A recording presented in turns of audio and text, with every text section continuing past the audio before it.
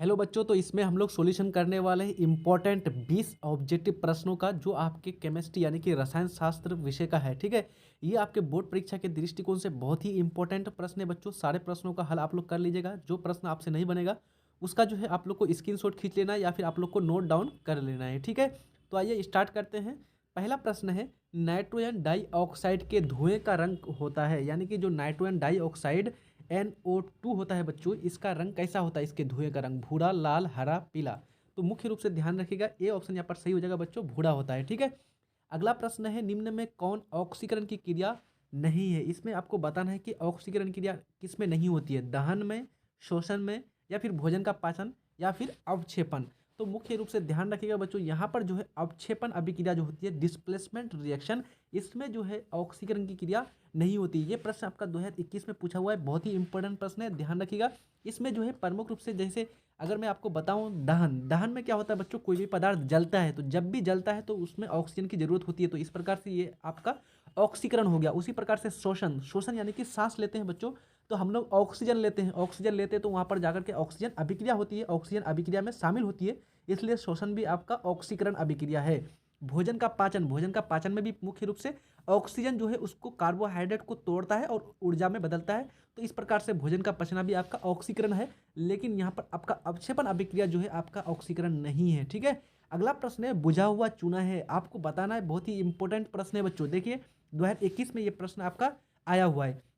आपको बताना है बुझा हुआ चूना, CaOH का होल 2, CaO, CaCO3 या फिर Ca। तो मुख्य रूप से ध्यान रखिएगा, जो बुझा हुआ चूना होता है बच्चों, उसका फॉर्मूला होता है CaOH का होल 2, कैल्शियम हाइड्रोक्साइड। ठीक है, इसको बोलते हैं बुझा हुआ चूना। और जबकि CaO जो होता है बच्चों, इसको बोलते हैं अनबुझा हुआ चूना। क्या बोलते हैं? अनबुझा हुआ। अगर आपको बोलेगा कि बुझा हुआ चूना, तो आपको बताना है CaOH का होल 2। अगर बोलेगा अनबुझा हुआ चूना, तो CaO, जिसको बोलते हैं कैल्शियम ऑक्साइड। यानी कि जब चूना में पानी डाल देंगे बच्चों तो वो हो जाएगा CaOH का होल 2, और जब सूखा चूना होगा उसको बोलेंगे CaO। ठीक है, बाकी कैल्शियम कार्बोनेट, इसको तो आप लोग जानते हैं, संगमरमर इसको बोला जाता है, लाइमस्टोन, चूना पत्थर, मार्बल, ये सारा नाम इसका कैल्शियम कार्बोनेट यानी कि CaCO3 का है। और कैल्शियम ये तो आपका है इंपॉर्टेंट रूप से, इसका परमाणु संख्या 20 होता है, ये आपको एक बार पूछा हुआ है। ठीक है, ध्यान रखिएगा, कैल्शियम की परमाणु संख्या कितनी होती है? 20 होती है बच्चों। ठीक है, आगे बढ़ते हैं। अगला प्रश्न है, किस विधि द्वारा लोहे की कढ़ाई को जंग लगने से बचाया जा सकता है? इनमें से कौन सा विधि अपनाया जाता है लोहे की कढ़ाई को जंग लगने से बचाने के लिए? गिरिज का लेपन करके, रंगाई करके, जस्ता की परत चढ़ाकर, या फिर इनमें से सभी क्रिया द्वारा? तो मुख्य रूप से बच्चों, यहाँ पर जो है जस्ता की परत को चढ़ा करके प्रमुख रूप से लोहे की कढ़ाई को जंग से बचाया जा सकता है। ठीक है, अगला प्रश्न है, निम्न में से कौन कार्बन का अपरूप है? आपको बताना है कार्बन का अपरूप मतलब कि उसी के समान है बच्चों। ग्रेफाइट, हीरा, फ्लोरीन, या फिर इनमें से सभी? तो ध्यान रखिएगा, कार्बन का जो अपरूप है, एक है आपका ग्रेफाइट, एक है आपका हीरा, और एक है आपका फ्लोरीन। तो यहाँ पर जो है तीनों जो है बच्चों, फ्लोरीन, ये तीनों है प्रमुख रूप से कार्बन का अपरूप है। ये 2017 में ये प्रश्न आपका पूछा हुआ है बच्चों।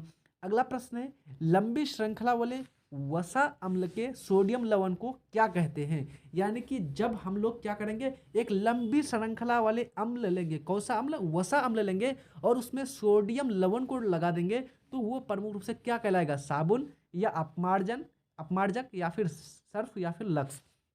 तो ध्यान रखिएगा, जब हम लोग लंबी श्रृंखला वाले वसा अम्ल लेंगे बच्चों और उसमें सोडियम जोड़ेंगे, तो यहाँ पर बनेगा आपका साबुन।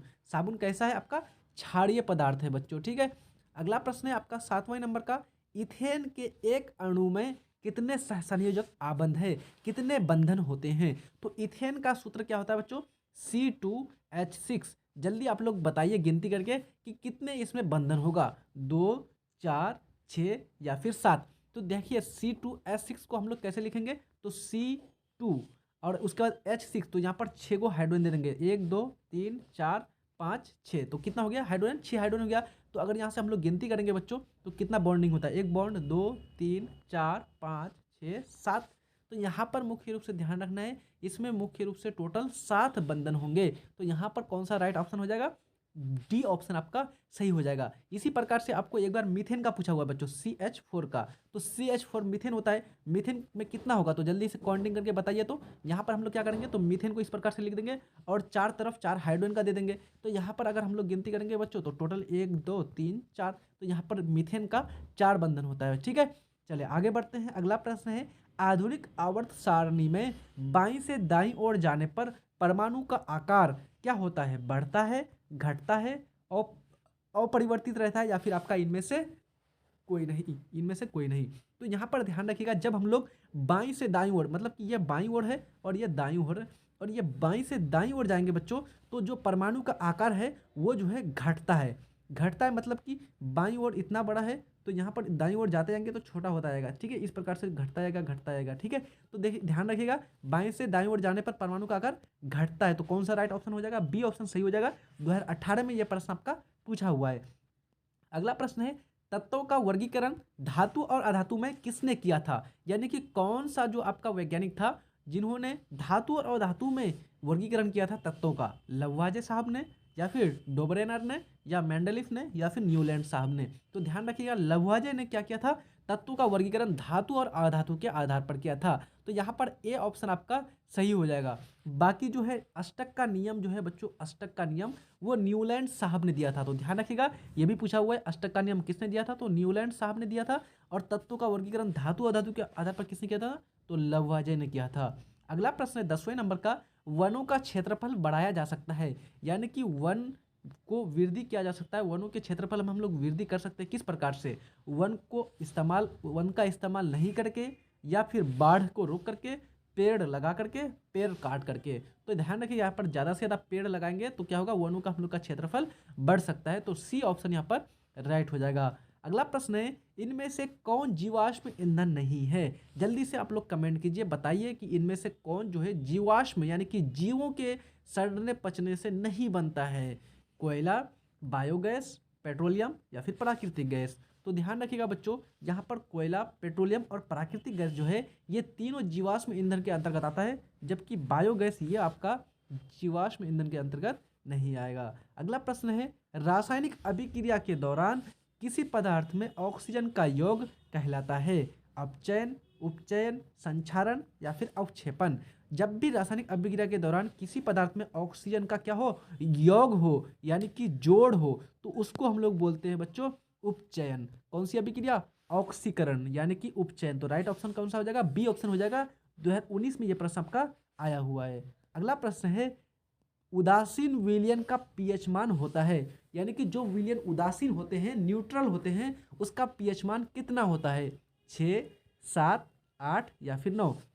ये भी प्रश्न आपका इंपॉर्टेंट रूप से बहुत बार आया हुआ है बच्चों। तो ध्यान रखिएगा, जब भी कोई उदासीन विलयन होगा तो उसका पीएच मान एग्जैक्ट यानी कि पूरा पूरा 7 होगा। यदि अगर पीएच मान 7 से कम होगा बच्चों तो वो हम कहलाएगा अम्ल, और जब 7 से ज़्यादा होगा तो वह कहलाएगा क्षार, और जब 7 के बराबर होगा तो वह कहलाएगा उदासीन। यहाँ पर 6 है तो 6 क्या कहलाएगा, अम्ल कहलाएगा, 7 उदासीन, 8 ये भी क्षार, ये 9 ये भी क्षार हो जाएगा। ठीक है, अगला प्रश्न है, किसी रासायनिक यौगिक को गर्म करने पर प्लास्टर ऑफ पेरिस प्राप्त किया जाता है, यानी कि कौन सा जो रासायनिक यौगिक को आप गर्म करेंगे तब आपको प्लास्टर ऑफ पेरिस प्राप्त होगा, जल्दी से बताइए। तो इनमें से कौन होगा, विरंजक चूर्ण, जिप्सम, चूना पत्थर, या फिर कच्चा चूना। आप लोग जल्दी से कमेंट कीजिए, इसमें कौन सा राइट ऑप्शन हो जाएगा। अगर आप लोग चैनल में नए हैं बच्चों तो जल्दी से सब्सक्राइब कर दीजिएगा। तो यहाँ पर राइट आंसर हो जाएगा जिप्सम। जब जिप्सम को हम लोग गर्म करते हैं बच्चों तो यहाँ ये जो है प्रमुख रूप से प्लास्टर ऑफ पेरिस में बदल जाता है, पॉप में बदल जाता है। पॉप यानी कि प्लास्टर ऑफ पेरिस, इसका जो प्रयोग है मुख्य रूप से डॉक्टर लोग हड्डियों को जोड़ने के लिए करते हैं। ये भी क्वेश्चन पूछा हुआ है कि हड्डियों को जोड़ने के लिए डॉक्टर जो चिकित्सक होते हैं किसका प्रयोग करते हैं, तो ध्यान रखिएगा प्लास्टर ऑफ पेरिस का। प्लास्टर ऑफ पेरिस का सूत्र भी एक बार पूछा हुआ है, तो प्लास्टर ऑफ पेरिस का सूत्र होता है CaSO4 हाफ H2O, यानी कि कैल्शियम सल्फेट अर्धहाइड्रेट। अगला प्रश्न है, निम्न कौन विद्युत का सर्वोत्तम चालक है, इसमें से आपको बताना है चारों में से कौन जो है विद्युत का सर्वोत्तम चालक है, यानी कि सबसे अच्छा चालक है। कॉपर, अर्जेंटम यानी कि चांदी, या फिर एल्यूमिनियम, या फिर आपका आयरन। तो सबसे ज़्यादा जो है बच्चों वो है आपका चांदी यानी कि अर्जेंटम, उसके बाद आता है आपका कॉपर। यहाँ पर चांदी थोड़ा सा ज़्यादा महंगा हो जाता है, इसलिए इसका प्रयोग ज़्यादा नहीं किया जाता है। ये प्रश्न 2016 में आपका पूछा हुआ है। अगला प्रश्न है, गैलियम धातु का क्वथनांक बिंदु है। कितना होता है क्वथनांक बिंदु? क्वथनांक कहते हैं बच्चों वह ताप जिस पर कोई पदार्थ उबलना प्रारंभ होता है। किस में बदलना पड़ता है? यानी कि गैस बनना शुरू कर देता है या उबलना प्रारंभ करता है, उसको बोलते हैं क्वथनांक। तो यहाँ पर कितना होगा? 30 डिग्री, या फिर आपका 774, या फिर आपका 2400, या फिर आपका 881। तो यहाँ पर जो आपका क्वथनांक बिंदु होता है गैलियम का, वो है आपका 2400। तो यहाँ पर राइट आंसर सी यहाँ पर सही हो जाएगा।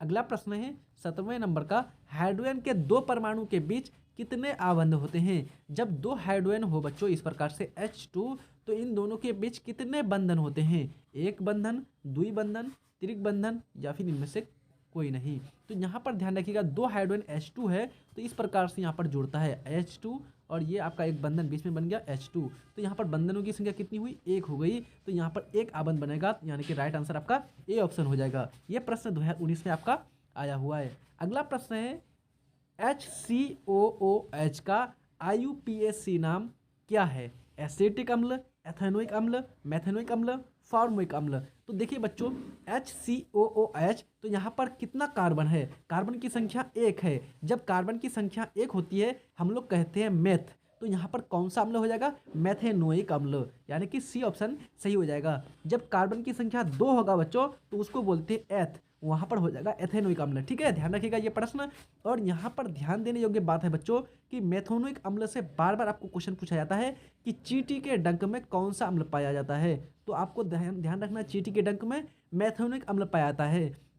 उसके बाद मधुमक्खी के डंक में, या फिर सांप, बिच्छू, कोई भी चीज़ होगा बच्चों उसके डंक में प्रमुख रूप से मेथेनोइक अम्ल पाया जाता है। इसका जो साधारण नाम होता है मेथेनोइक अम्ल का, वो होता है फॉर्मिक अम्ल। ठीक है, अगला प्रश्न है, आवर्त सारणी में कितने ऊर्ध्व स्तंभ है? यानी कि आपको कॉलम बताना है बच्चों। ऊर्ध्व स्तंभ इस प्रकार से कितना है टोटल बताना है आपको, 7, 19, 7, या फिर 9, या फिर 15, या फिर 18। तो टोटल आवर्त सारणी में 18 आपका ऊर्ध्व स्तंभ है बच्चों। ठीक है, यानी कि 2018 में ये प्रश्न आपका पूछा हुआ है। आज के सेशन का लास्ट प्रश्न है। इससे मैं पहले आपको ये रिक्वेस्ट करूंगा, अगर चैनल में न्यू है बच्चों तो सब्सक्राइब कर दीजिए, और अगर आपको वीडियोस थोड़ा सा भी अच्छा लग रहा है तो आप लोग लाइक कमेंट्स करना नहीं भूलिएगा, अपने दोस्त यार को शेयर भी कर दीजिएगा। तो प्रश्न है, वर्ग 17 के तत्व क्या कहलाते हैं? यानी कि क्लास 17 के, यानी कि जो आपका 17वां वर्ग है आवर्त सारणी में, उसमें जो तत्व है मौजूद उसको कौन सा तत्व कहते हैं हम लोग?